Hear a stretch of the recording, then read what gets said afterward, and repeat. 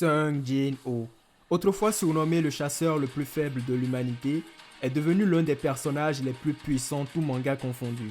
Le gars est passé de victime à roi, de nob à demi-dieu, un vrai glitch vivant. Mais maintenant, posons la question qui fait trembler tout l'univers otaku. Est-ce que Sung Jin-ho peut-il battre les persos les plus OP de l'animation japonaise? Est-ce qu'il tiendrait tête à Goku par exemple?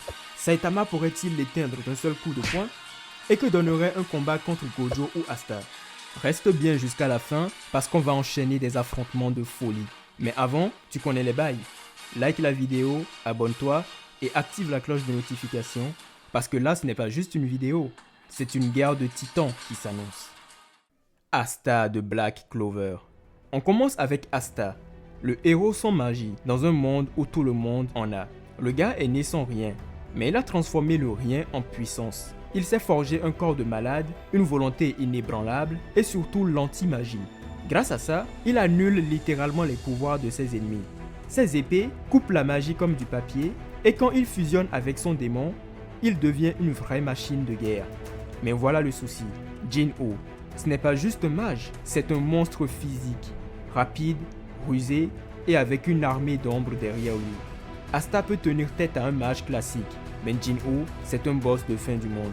Et puis, Devil Union c'est puissant, mais ça ne dure pas longtemps. Jin-ho lui, il n'a pas de limite de temps. Il encaisse, il apprend et il revient plus fort. Verdict, Sung Jin-ho écrase Asta, même si on respecte à fond sa détermination. Deku, de My Hero Academia. Izuku Midoriya alias Deku est l'enfant sans pouvoir devenu l'héritier d'All Might, le plus grand héros de son univers. Grâce à One for All, il obtient une force de titan, une vitesse de dingue et surtout plusieurs alters secondaires. Nous avons par exemple le Black Whip qui lui permet d'immobiliser ses ennemis, Danger Sense pour prédire les attaques adverses, Fajin pour exploser sa puissance et même la capacité de voler comme Superman. C'est un pur stratège, un bosseur et un combattant très intelligent. Mais One for All a un défaut, c'est un pouvoir qui épuise.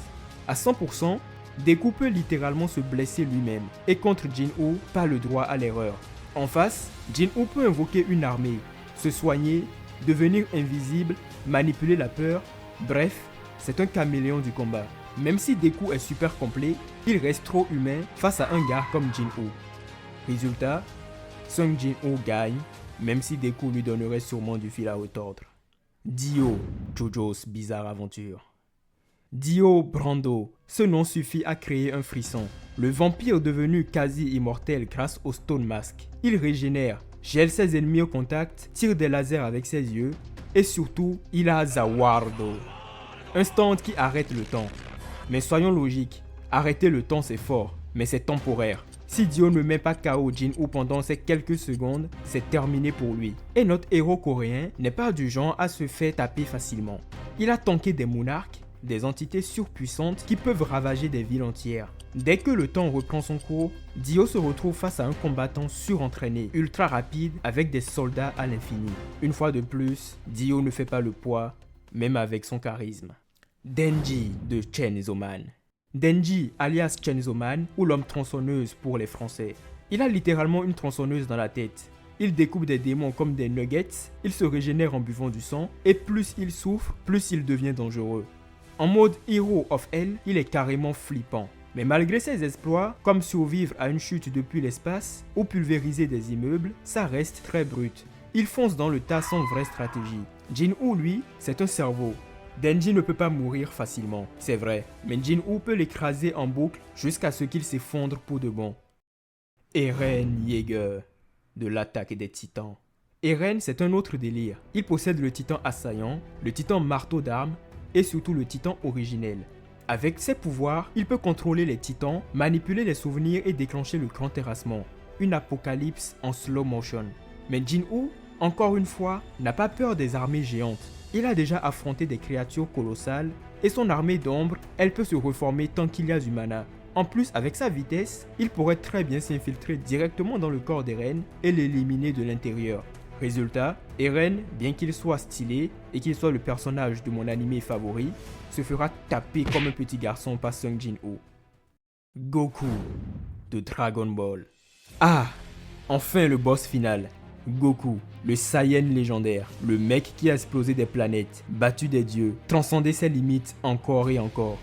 Entre le Super Saiyan Blue, l'Ultra Instinct, la téléportation instantanée, il est juste hors norme. Et contrairement à Jin-Woo, Goku ne se bat pas avec des sbires. Lui, c'est du 1v1 pur jus. Et il apprend en plein combat, un peu comme Jin-Woo. Mais la différence, c'est que l'Ultra Instinct le rend quasi intouchable. Il esquive sans réfléchir, contre-attaque avec une vitesse divine et tape plus fort que la plupart des entités de fiction. Verdict, Jin-Woo peut résister, mais au final, Goku gagne ce duel.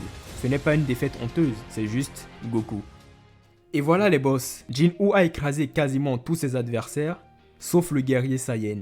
Mais dites-moi en commentaire, qui selon vous pourrait vraiment lui tenir tête? Qui oserait défier ce roi des ombres? Et attention, si cette vidéo atteint 100 likes, je balance la partie 2, avec des monstres comme Saitama, Gojo, Madara, Ichigo. Alors go, like, commente, partage, et abonne-toi pour ne rien rater des prochaines vidéos.